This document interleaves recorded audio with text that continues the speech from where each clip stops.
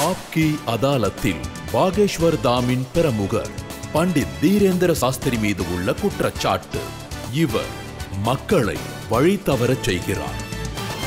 நீங்க கார்டு எடுக்கும்போது மக்களுக்கு அவங்களோட எதிர்காலத்தை சொல்லும்போது முன்னாடி பின்னாடி எல்லாத்தையும் சொல்லிடுறீங்க. மக்கள் உங்களை ஒரு அதிசயமாவும் கடவுளோட அவதாரமாவும் நினைக்கிறாங்க. நான் ஒரு நாளும் கடவுளோட அவதாரம்னு சொன்னது கிடையாது. நான் ஒரு நாளும் யார்கிட்டயும் என்ன பூஜை பண்ணுங்கன்னு சொல்லவே இல்ல. உங்களுக்கு கேட்க ஆச்சரியமா இருக்கும், ஆப்கி அதாலத்துல நான் இதை சொல்ல விரும்புறேன். என்ன ஃபாலோ பண்றவங்க, என்ன நம்புறவங்க என்ன பூஜை செஞ்சா அது எனக்கு ரொம்ப கஷ்டமா இருக்கும். நான் ஹனுமான்ஜியை பத்தி சொல்றதுக்கு தான் வந்திருக்கேன். என்ன அந்த இடத்துல வச்சு பார்க்க விரும்பல. ரெண்டாவது விஷயம், நான் எதிர்காலத்தை பத்திலாம் சொல்லல. எதிர்காலத்தை பத்தி பிரம்மனை தவிர வேற யாராலையும் சொல்ல முடியாது.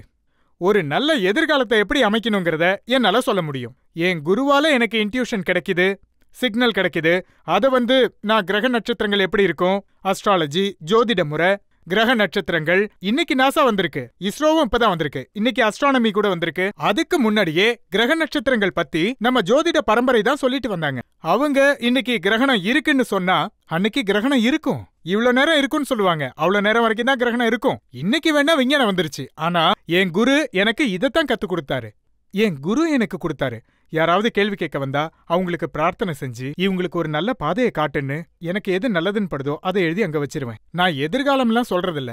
ஆனா மக்கள் மனசுல ஒரு தவறான எண்ணம் உதிச்சிருக்கு அப்படின்னு தான் நான் சொல்றேன். அதாவது நீங்க பிரசங்கம் பண்ணும்போது, கதை சொல்லும்போது மக்கள் ஏதாவது கேட்டா நீங்க எனக்கு தெரியும், வீட்ல இருந்து நீங்க பிரசாதம் பண்ணி எடுத்துட்டு வந்திருக்கீங்கன்னு சொல்றீங்க. அது எனக்கு தெரியும்னு சொல்றீங்க.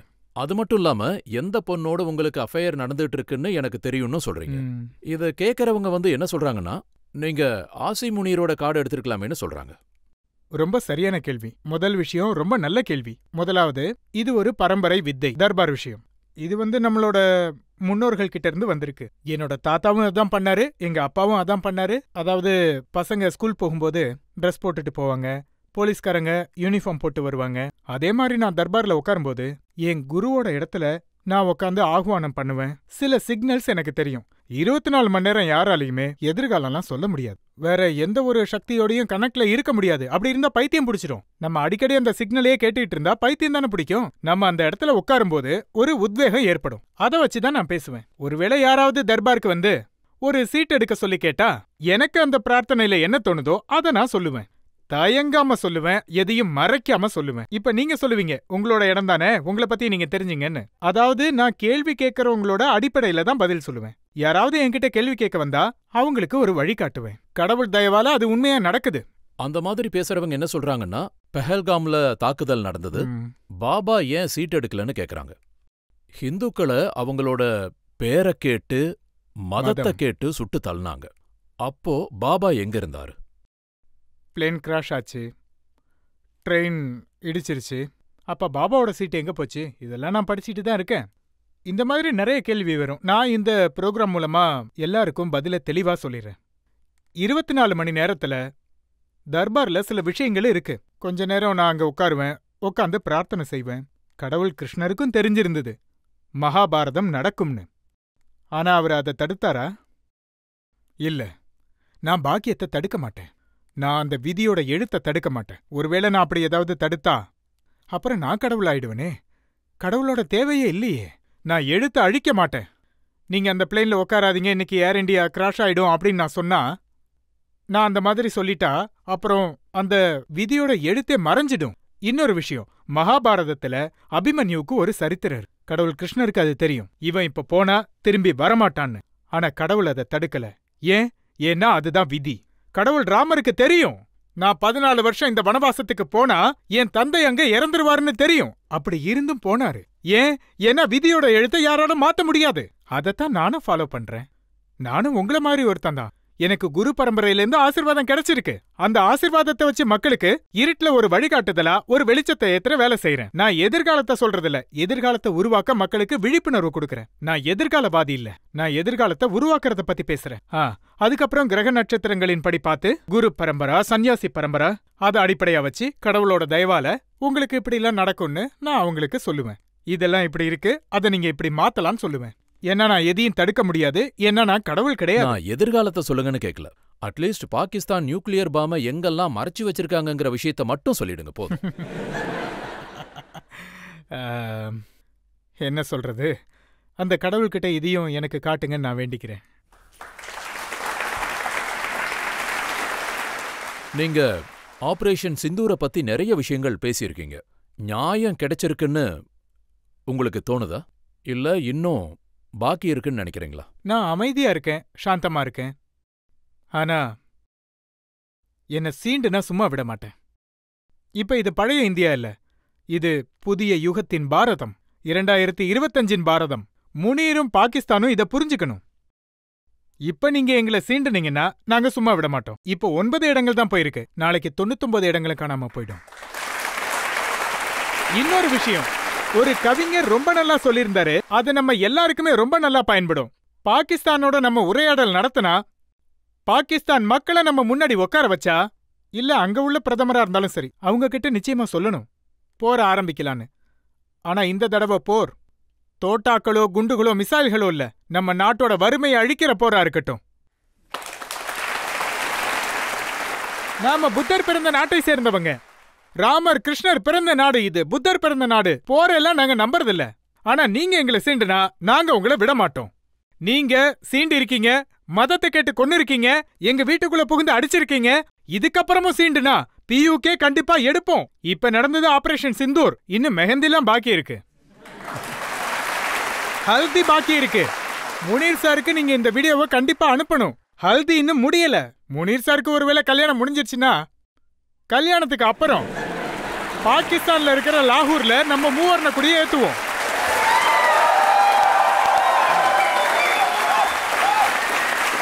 ஏன்னா இந்த நாட்டுல பாத்தீங்கன்னா, இந்த நாட்டுல 2 ரியல் ஹீரோ இருக்காங்க. வயல்ல நிக்கிற விவசாயி, எல்லையில நிக்கிற சிப்பாய். அதோட I am proud of you. இத நினைச்சு எனக்கு ரொம்ப பெருமையா இருக்கு. நான் இந்த பாரதத்தை சேர்ந்தவன். நம்ம நாட்டின் ஆர்மி சம்பளத்துக்காக ஆர்மியில சேர்றதில்ல, நம்ம நாட்டை பாதுகாக்கிறதுக்காக ஆர்மியில சேர்றாங்க. திரும்ப பாகிஸ்தான் வந்து நம்மள தொட்டா இப்ப நம்ம அமைதியா இருக்கோம். ஏன்னா நாங்க உண்மையான பக்தியோட இந்த நாட்டை வணங்குறோம். இப்ப நாங்க அமைதியா இருக்கோம். அமைதியா இருக்கோம்னா இப்ப நாங்க கோழை கிடையாது. சில பேர் இத குறையா சொல்றாங்க. ஆபரேஷனோட பேரு சிந்தூர்னு எதுக்காக வச்சாங்க? அதுல நிறைய பயங்கரவாதிங்க இறந்தாங்க. ஆபரேஷன் மகாதேவ்னு எதுக்காக வச்சாங்க? இது ஹிந்து தர்மத்துக்கு சம்பந்தப்பட்ட வார்த்தைகள்னு சொல்றாங்க. இந்த நாட்டுல சில கழுதைங்க இருக்காங்க, அவங்க வயிறு எப்பவுமே எரிஞ்சுக்கிட்டே தான் இருக்கும். அதான் அவங்க பிரச்சனை. சில நேரம் பாபா பாகேஷ்வர் பேரை சொல்லுவாங்க, சில நேரம் குஜி கண்ணாடியை பத்தி பேசுவாங்க, ஆர்மியை பத்தி பேசுவாங்க, ஆபரேஷன் சிந்துவை பத்தி பேசுவாங்க, ஆபரேஷன் மகாதேவ் பத்தி பேசுவாங்க. இந்த சிந்தூர் ஆபரேஷன் பேர் வச்சதுல எந்த தப்பும் இல்ல. இந்த நாட்டுல முன்னாடி எல்லாம் கான்னா கணேசன்னு சொல்லுவாங்க. சில பேர் வைத்தறிச்சல்ல இது சமுதாயவாதம், கான்னா கழுதன்னு பேசினாங்க. அவங்க இப்படி எழுத்துக்களை மாத்தி சொல்றதுனாலதான் வளர்ற குழந்தைங்களும் அதே கத்துக்கிறாங்க.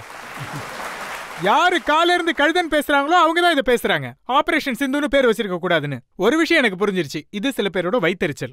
அந்த மாதிரி ஆளுங்கள்லாம் சீக்கிரமா லாகூருக்கு ஷிஃப்ட் ஆயிட்டா ரொம்ப நல்லது.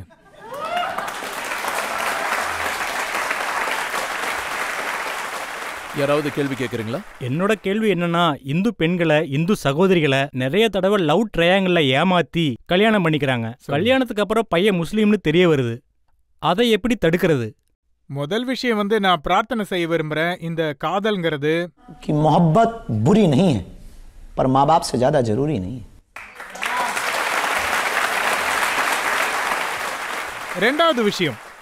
ரெண்டாவது விஷயமும் உங்ககிட்ட நான் வேண்டிக்கிறேன். காதல் பண்றது தப்பு இல்ல, ஆனா இந்த நாட்டுல நிறைய ஆள்மாறாட்டம் நடக்குது. சில பெண்களுக்கு இந்த மாதிரி ஆட்களை ரொம்பவே பிடிக்குது. போன தடவை நான் ஒரு ஸ்டேட்மெண்ட் கொடுத்திருந்தேன், அது ரொம்ப கான்ட்ரோவர்சி ஆச்சு. அது ரொம்ப புனிதமான ஸ்டேட்மெண்ட். நான் எந்த மதத்துக்கும் விரோதமானவன் இல்ல. நான் ரஸ்கான் கீதைகளையும் படிப்பேன். நாட்டுப்பற்றுன்னு வந்துட்டா அப்துல் கலாம் அவர்களுக்கு சல்யூட் பண்ணுவேன். ஆனா லவ் ஜிஹாத், லேண்ட் ஜிஹாத், மூத்திர ஜிஹாத், துப்புர ஜிஹாத் இதுக்கெல்லாம் எதிரானவன். நான் அதனாலதான் மக்களோட டார்கெட்ல இருக்கேன். எதா இருந்தாலும் நேர்மையா பேசுவேன், உண்மையை சொல்லுவேன். அதனால பெண்கள் கிட்ட நான் கேட்டுக்கிறேன், என்னோட உடம்புல உயிர் இருக்கிற வரைக்கும் என்னோட இந்த பழக்கம் மாறவே மாறாது. ஹிந்துத்துவம், ஹிந்துஸ்தானுக்காக வாழ்வேன். நான் பெண்கள் கிட்ட கேட்டுக்கிறேன், बेटियों तुम लक्ष्मी बन, तुम दुर्गा बन, तुम काली बन, पर हिंदू बेटियों कभी ना बुर्के बाली बन.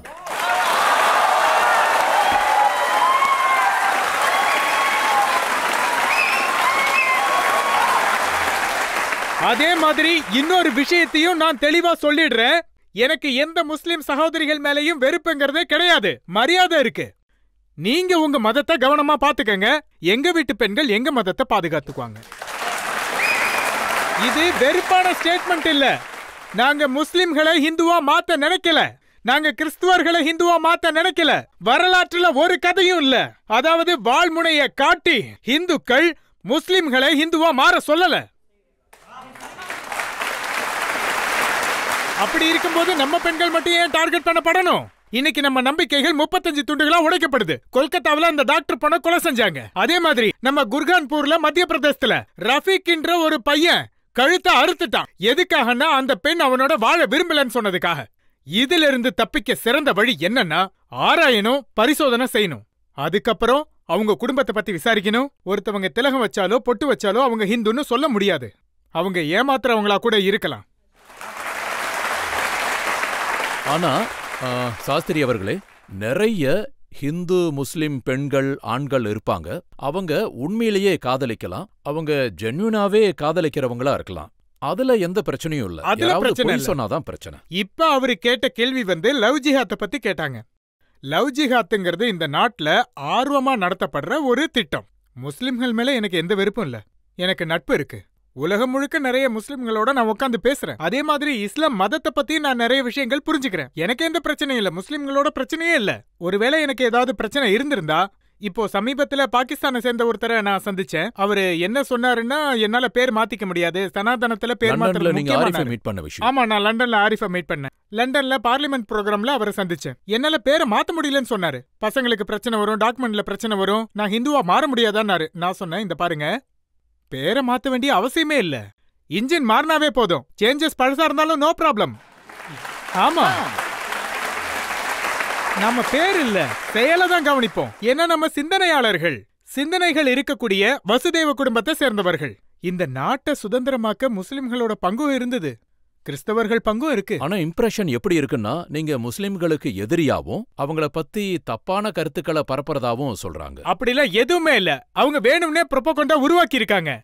முஸ்லிம்கள்லயே சில பேர் இதை பண்ணிருக்காங்க.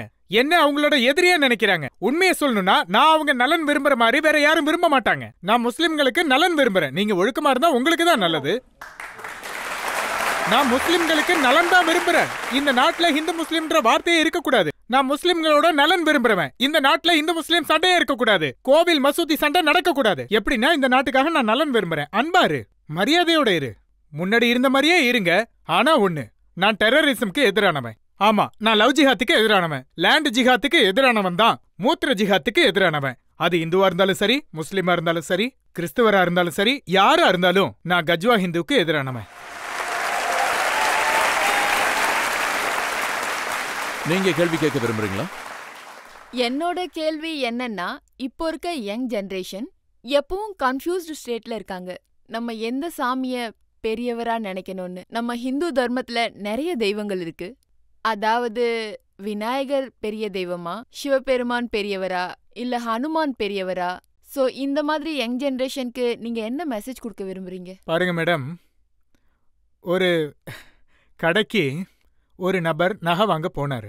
அவர் கோல்டு ரிங்கும் வாங்கினாரு, கோல்டு பிரேஸ்லெட்டும் வாங்கினாரு, தாலியையும் கோல்டுல வாங்கினாரு, அதோட மோதிரமும் கோல்டுல வாங்கினாரு. அந்த நாளையும் கடைக்காரர் முன்னாடி வச்சு அவர் கேள்வி கேட்டாரு, இதுல பெரிய தங்கம் எதுன்னு. எதுவுமே பெருசில்ல, எல்லாம் சமமானது. மண் பாத்திரம் குடுவையாவும் ஆகும், மண் தட்டா கூட ஆகும், மண் பானையா கூட ஆகுது. தங்கம் அழகான பூவா இருக்கும், தங்கத்துல பிரேஸ்லெட்டும் ஆகும். தங்கம் எப்பவும் தங்கம்தான், மண்ணு எப்பவும் மண்ணாதான் இருக்கும். அதே மாதிரிதான் நீங்க கிருஷ்ணரை பூஜை செஞ்சாலும் சரி, கடவுள் ராமரை பூஜை செஞ்சாலும் சரி, ராதாராணிய பூஜை செஞ்சாலும் சரி, இல்ல ஹனுமான பூஜை செஞ்சாலும் சரி, சிவனை பூஜை செஞ்சாலும் சரி, அரச மரத்துல நம்ம எந்த கிளையில ஏறினாலும் அரச மரத்துக்கு தான் போய் சேருவோம். அதே மாதிரி எந்த தெய்வத்தை நம்ம வணங்கினாலும் அந்த தெய்வத்துக்கு தான் போய் சேருவோம். ஆனா சொல்றாங்கல்ல, மகாதேவங்கிறவரு தேவர்களுக்கே தேவர். அவரை ஏன் அப்படி சொல்றாங்கன்னா, அவரை எல்லாரும் வீட்டுல பூஜை செய்யறாங்க. மத்த தெய்வங்களோட 1-2 ஜெனரேஷனை தான் கும்பிடுறாங்க, இவரோட குடும்பத்தையே கொண்டாடுறாங்க. சிவபெருமான், மகாதேவர் எப்படின்னு கேளுங்க. இப்ப சிவபெருமான வணங்குறாங்க, அவரோட மனைவி பார்வதி தேவி, அவங்களையும் பூஜை செய்யறாங்க. சரி, பார்வதி தேவிய மட்டும் இல்ல, நிறைய தெய்வங்களை ஜோடியா பூஜை செய்யறாங்க. அவங்களோட பிள்ளைக்கும் பூஜை செய்யறாங்க. விநாயகர், கார்த்திகேயன், மத்த தெய்வங்களோட பிள்ளைங்களை கும்பிடுறாங்களா? இல்ல, அவங்க மருமகளையும் கும்பிடுறாங்க, ரித்தி சித்தி. அவங்க பேரன்களையும் பூஜை செய்யறாங்க, சுபலாப். அதனால மத்தவங்கெல்லாம் தெய்வங்கள், இவர் மகா தெய்வமா இருக்காரு.